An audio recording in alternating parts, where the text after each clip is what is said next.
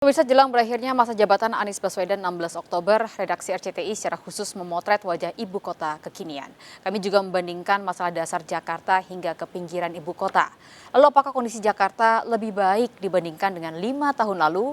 Berikut catatan redaksi RCTI, wajah Jakarta 5 tahun Anies Baswedan. Pemirsa, berbagai revitalisasi dan pembangunan terus dilakukan di masa 5 tahun kepemimpinan Gubernur DKI Jakarta Anies Baswedan. Mulai dari revitalisasi halte, kemudian pembaharuan transportasi publik, bahkan pembangunan sejumlah fasilitas publik terus dilakukan. Lantas apa saja torehan prestasi maupun PR-PR yang belum terselesaikan di masa 5 tahun kepemimpinan Gubernur DKI Jakarta Anies Baswedan? Inilah wajah Jakarta 5 tahun Anies Baswedan.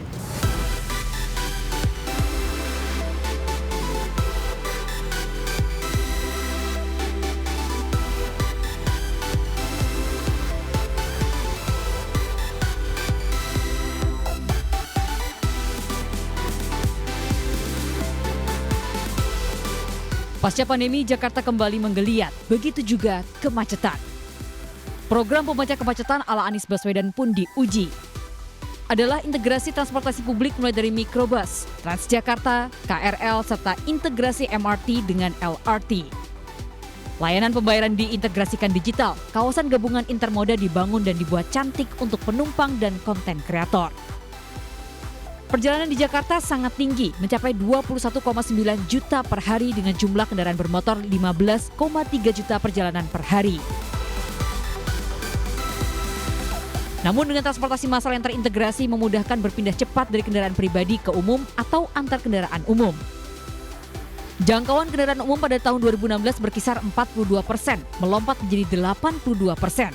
Sementara cakupan layanan umum terintegrasi hingga mencapai 85,16%. Data ini menggambarkan mudahnya akses transportasi publik.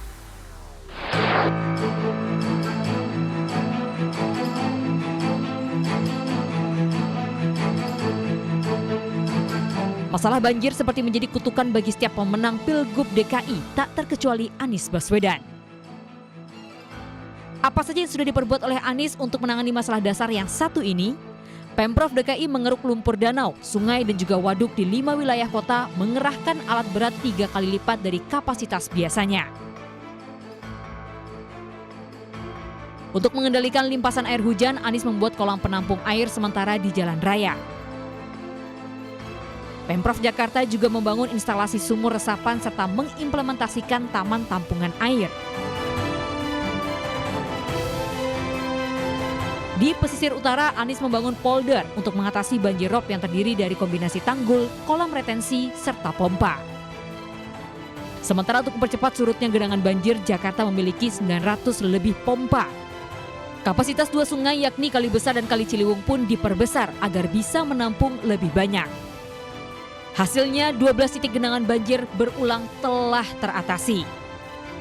Tahun 2020 dengan curah hujan terekstrim yakni 377 mm per hari, banjir surut lebih dari 95% dalam waktu 4 hari. Padahal di tahun 2015 dengan curah hujan lebih rendah 95%, wilayah tergenang baru surut 7 hari. Jakarta juga berinovasi dengan teknologi flood control system yang mengintegrasikan sensor dan CCTV di 178 titik yang memetakan banjir dengan akurat. Namun satu hal yang tak tercapai adalah naturalisasi sungai.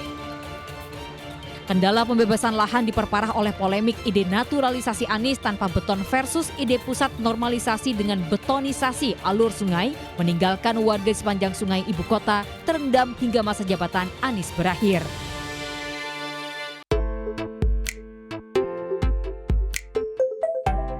Soal ruang terbuka, Anies membangun yang disebutnya sebagai ruang ketiga. Anies memperluas ruang terbuka dari 12,12% di tahun 2014 kini menjadi 30,92% dengan luas 664 km persegi. Taman Eco Park di kawasan Tebet seluas 7,3 hektar ini selalu dipenuhi warga meski terganggu masalah parkir. Taman ekowisata dan bermain anak ini menjadi tempat favorit baru warga DKI karena luas dan teduhnya kawasan ini di tengah kepadatan Jakarta.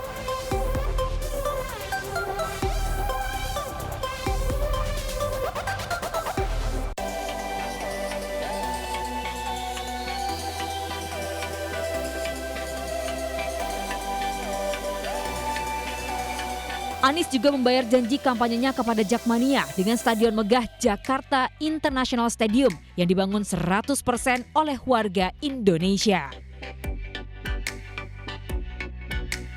Stadion dengan desain modern dan megah ini diklaim menjadi salah satu dari 5 yang terbesar di Asia. Berdiri di atas lahan 22 hektar, JIS mampu menampung 82.000 penonton.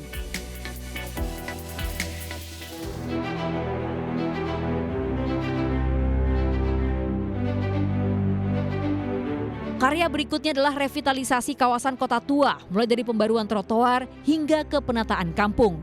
Hasilnya kawasan interaksi warga dengan udara rendah emisi.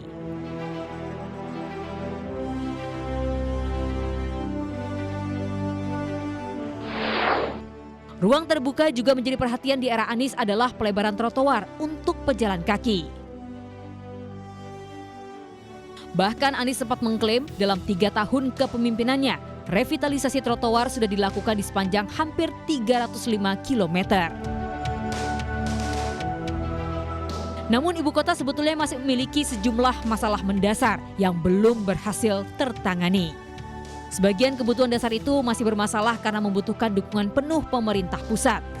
Pemirsa, selain revitalisasi transportasi publik, trotoar, JPO, tidak hanya itu saja, Pemprov DKI Jakarta juga membangun sejumlah program lainnya, di antaranya adalah Rusunawa.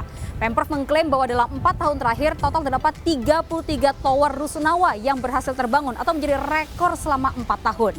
Nah, tidak hanya Rusunawa, Pemprov DKI Jakarta juga menyediakan sederet program hunian lainnya. Di antara adalah Kampung Susun, penataan kampung, serta rumah dengan DP 0 rupiah.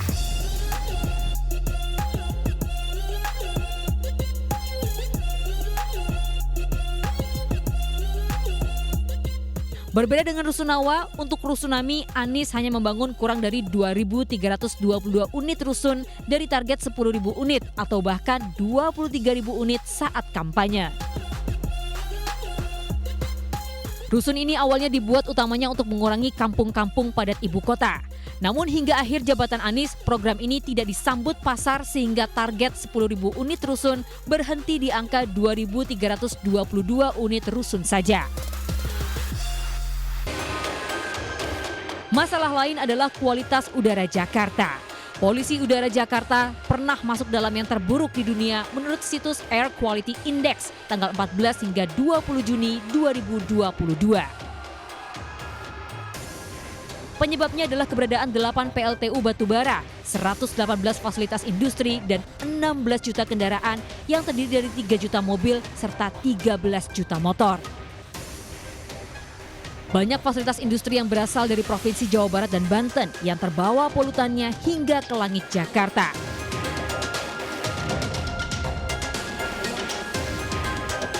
Walhi menyebut TPST Bantar Gebang yang menjadi muara sampah warga ibu kota nyaris lumpuh karena sudah over kapasitas dari 21,9 juta kubik menjadi 22,3 juta meter kubik. Jumlah sampah harian Jakarta yang mencapai 7.000 ton meningkat menjadi 8.300 ton di tahun 2020 yang menurut Wagub DKI ketinggiannya di Bantar Gebang melebihi tinggi Monas.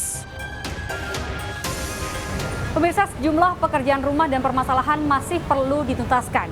Di antaranya meski di era Gubernur DKI Jakarta Anies Baswedan berhasil membangun integrasi moda transportasi seperti halte CSW saat ini, namun tidak serta-merta membuat warga ibu kota Jakarta beralih dari penggunaan transportasi pribadi ke penggunaan transportasi publik dan membuat masalah kemacetan berhasil terurai. Selain kemacetan, sejumlah masalah lain yang juga perlu diatasi di antaranya adalah banjir serta polusi udara yang bahkan sempat menjadi salah satu yang terburuk di dunia.